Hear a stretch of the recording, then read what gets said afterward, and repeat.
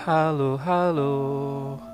Balik lagi di podcast Ngobrolin Hidup bareng gue Aidil Ifar. Podcast yang ngebahas keresahan sehari-hari dari sudut pandang gue sendiri. Karena ya, sama-sama hidup, sama-sama ngobrol kan. Episode kali ini, gue mau cerita tentang sesuatu yang semua orang pasti pernah ngalamin. Hidup ngajarin kita pelan-pelan. Kadang kita pengen buru-buru paham semuanya, pengen semuanya baik-baik aja dalam sekali langkah. Tapi kenyataannya nggak gitu kan? Nah, di episode ini gue bakalan bahas perjalanan gue baru-baru ini, dari mulai kerja baru, sesi konseling yang cukup nguras energi, sampai pesan dari seseorang yang bikin gue tersadar bahwa semuanya akan baik-baik aja asal kita kasih waktu ke diri kita sendiri. So, dengerin sampai habis ya.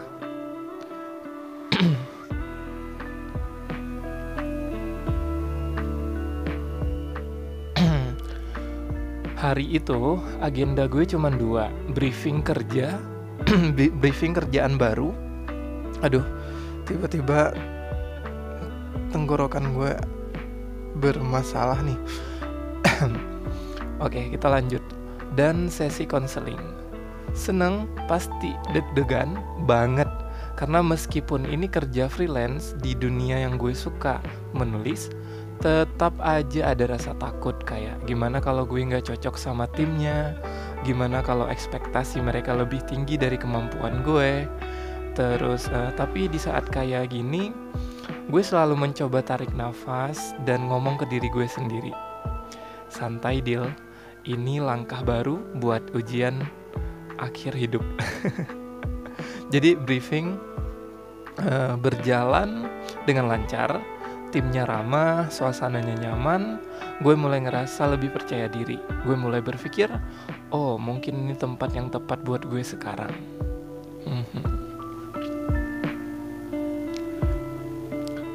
Setelah briefing, gue siap buat sesi konseling. Gue duduk di hadapan psikolog gue dan dia tersenyum lembut. Senyum yang kayak ngasih kode, apapun yang lo rasain hari ini itu valid. Gue mulai cerita tentang badan gue yang selama seminggu terakhir rasanya nyeri, tentang kepala yang penuh, tentang luka lama yang ternyata masih sakit saat diingat.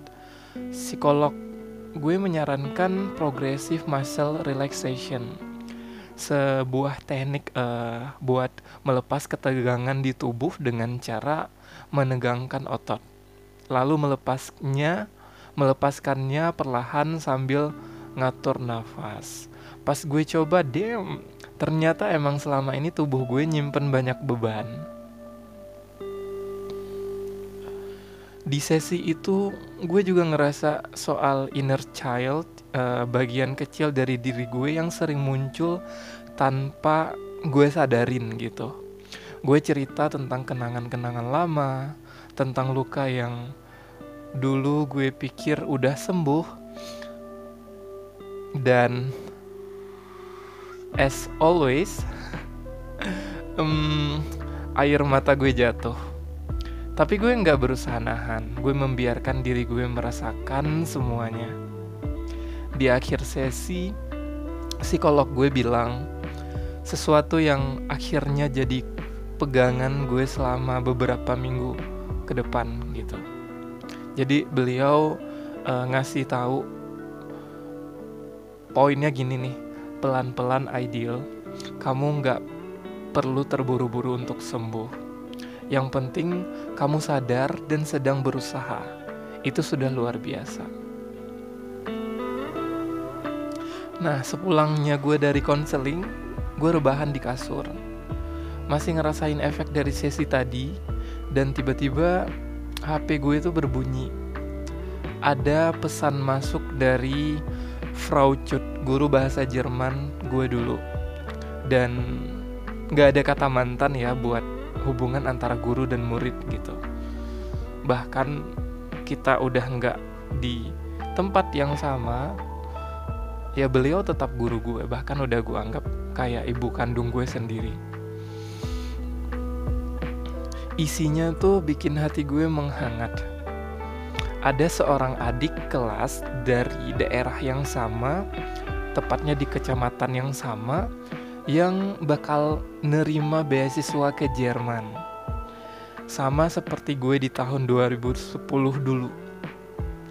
Tiba-tiba ingatan gue balik ke masa-masa pertama kali gue di Jerman, deg-degan, jauh dari rumah, tapi penuh perjalanan berharga. Gue senyum kecil. Kadang di tengah hari yang berat, hal kecil kayak gini tuh bisa bikin kita ngerasa lebih berarti gitu. Apalagi udah hampir 5 tahun gue nggak kerja lagi nggak kerja bareng beliau lagi ya. Jadi gue kasih disclaimer dulu, kalau dulu tuh gue berangkat dari murid beliau yang dapat kesempatan pertukaran pelajar ke Jerman. Terus gue dikasih berbagai peluang untuk bisa mengajar sampai gue honorer kurang lebih 5 tahun di sekolah. Karena satu dan lain hal gue milih untuk berkarir di kota lain. Tapi apa yang beliau ajarin ke gue dari gue statusnya siswa yang masih belajar sampai gue harus bekerja di depan layar sebagai guru, ya gue kalau di depan beliau itu tetap memposisikan gue sebagai murid beliau yang tetap harus dibimbing sampai detik ini gitu. Jadi walaupun misalnya gue udah nggak kerja bareng beliau lagi, statusnya sih gue merasa itu bukan kerja, lebih kayak dibimbing beliau dan bekal itu bisa gue pakai sampai detik ini gitu. Intinya seperti itu. Nah, dengan apa yang beliau lakukan ke gue sampai detik ini, bahkan sesederhana ada kabar baik nih.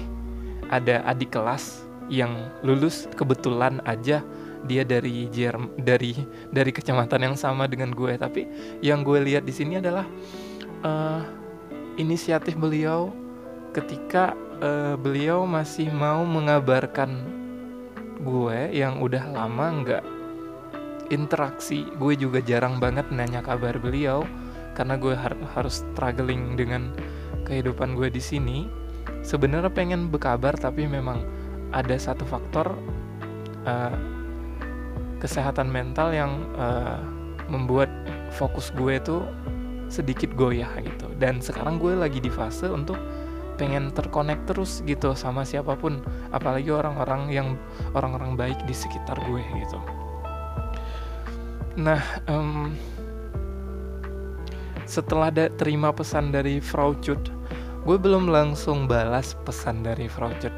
Gue pikir gue bakal kirim video aja biar lebih ekspresif gitu.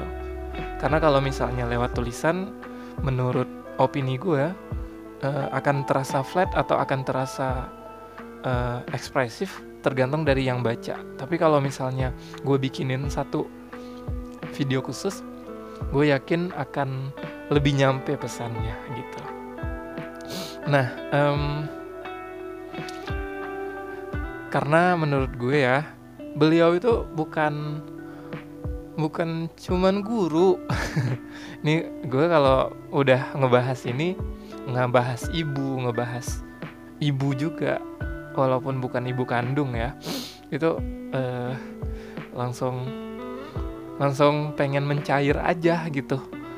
Mata tuh nggak bisa ngebendung, udah berkaca-kaca, udah langsung pengen banjir aja gitu. Nah, tapi gue harus sampein ini karena menurut gue ini pesan yang bagus, pesan yang baik.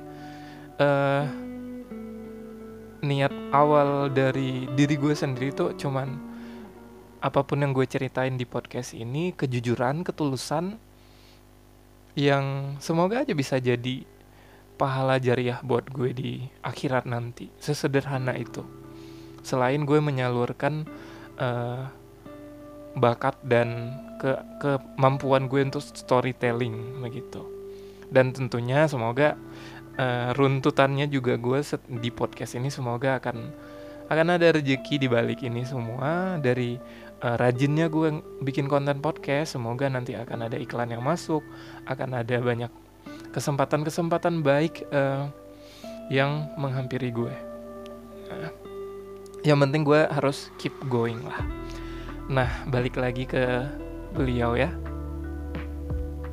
Tapi sosok karena menurut gue itu beliau bukan cuman guru, tapi sosok yang pernah jadi bagian penting dalam perjalanan hidup gue.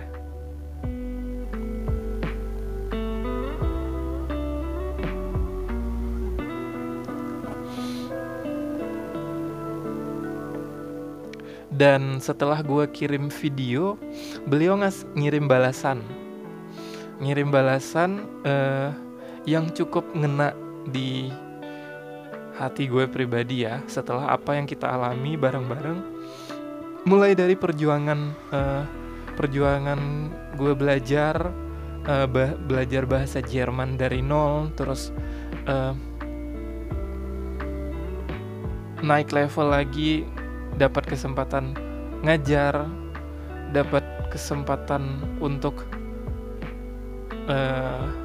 sepenuhnya diserahkan kelas, ikut berbagai lomba, melatih adik-adik kelas. Sampai sekarang walaupun statusnya gue guru murid, ya tetap ngelihat mereka tuh seperti adik-adik kelas yang dulu ngelihat diri gue yang diberi kesempatan sebesar itu, di yang mana gue anak dari daerah yang sekolah di kota, terus dikasih kesempatan sebesar itu oleh seorang guru yang tulus.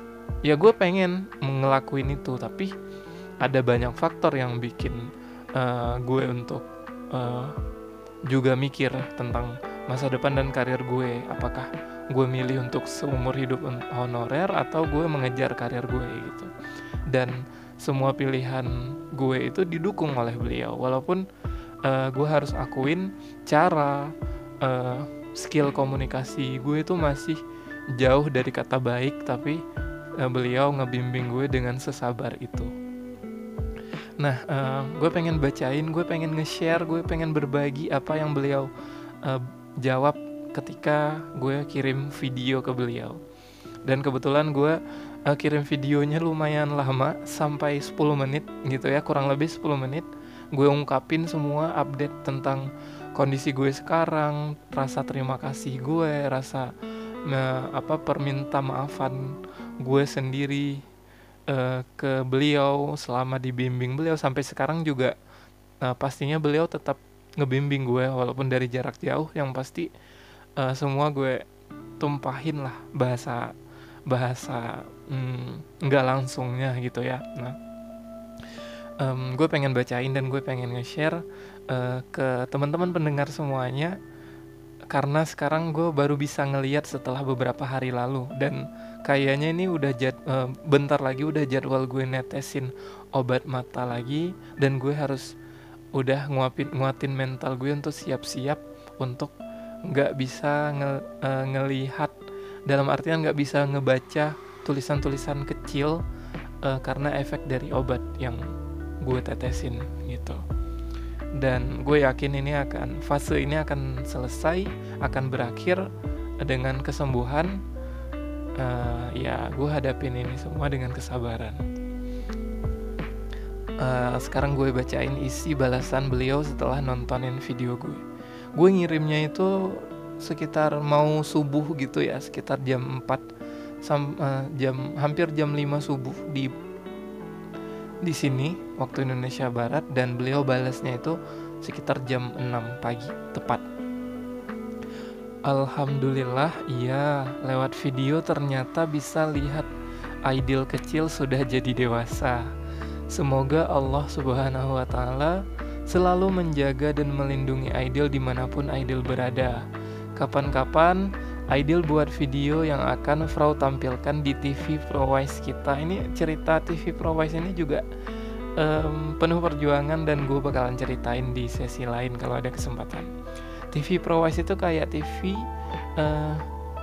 untuk pembelajaran layar sentuh, lengkap dengan pulpen digitalnya, dan harus terkoneksi dengan internet. Pokoknya untuk pembelajaran yang canggih gitu. Untuk motivasi adik-adik Deutsch Club agar mereka lebih semangat belajar bahasa Jerman. Semangat terus dalam berproses menjadi orang yang kuat dan tangguh. Yakin Allah Subhanahu wa Ta'ala akan selalu mendampingi Aidil dalam segala hal. Percaya suatu saat Allah kelak akan menjadikan Aidil orang yang hebat dan sukses. Mulai dengan bismillah, semoga setiap langkah Aidil selalu diberikan yang terbaik oleh Allah Subhanahu wa Ta'ala. Amin. Terus beliau juga ngasih satu kontak yang ada di institusi yang berhubungan dengan Jerman. Siapa tahu bisa dapat kesempatan untuk bekerja di bidang jurnalistik atau broadcasting. Jadi biar bisa biar bisa kerja kerja ke Jerman sesuai dengan keinginan Aidil dan mimpi Frau dan Mama Aidil. Semangat ya anakku. Bagi part terakhir ini, setelah gue baca pesan ini tuh, dan sekarang gue juga setelah baca ulang itu tumpah gitu aja ya. Tumpah gitu aja. Maksudnya tuh tumpah gitu aja ya. Kalau bisa dibilang tuh kayak gelombang ya, gelombang yang perlahan naik gitu. Begitu dapat satu kata yang kata nakku gitu ya, nakku, rasanya tuh kayak dipeluk, rasanya kayak dirangkul.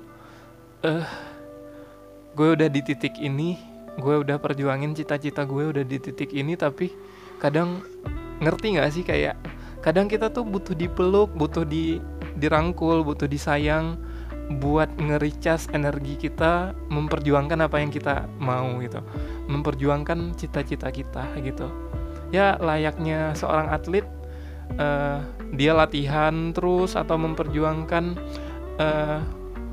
pertandingan terus, pasti dia ada fase dimana gue butuh rehat gitu. Nah, ya gue pecah lagi dan banjir lagi, tapi nggak perlu ditahan. Gue yakin ini ya secara natural aja. Ketika gue harus nangis, ketika air mata ini memang nggak bisa dibendung, ya lepasin aja. Gue sadar gue lagi merasakan kesedihan, kebahagiaan, entah apapun itu yang gue rasain, tapi yang pasti gue harus terkonek terus dengan diri gue sendiri.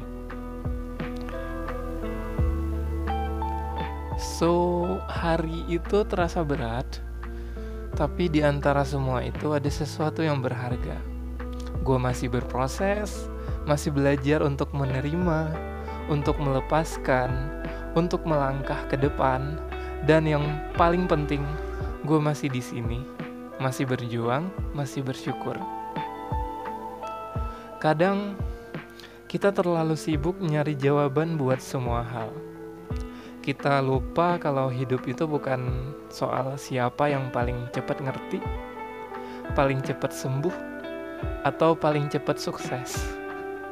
Hidup itu tentang ngerasain prosesnya.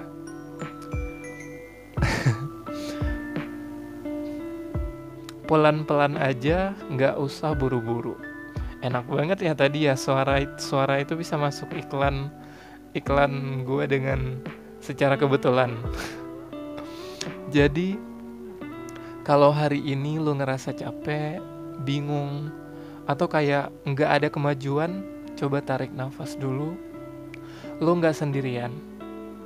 Semua orang juga lagi berusaha, dan selama lu masih mau lanjut, sekecil apapun langkahnya, itu udah lebih dari cukup. See you di episode selanjutnya. Jangan lupa follow podcast ini Dan kalau menurut lo episode ini relate, boleh banget di-share ke teman-teman lo. Gue Adil Ifar, pamit, sama-sama hidup, sama-sama ngobrol.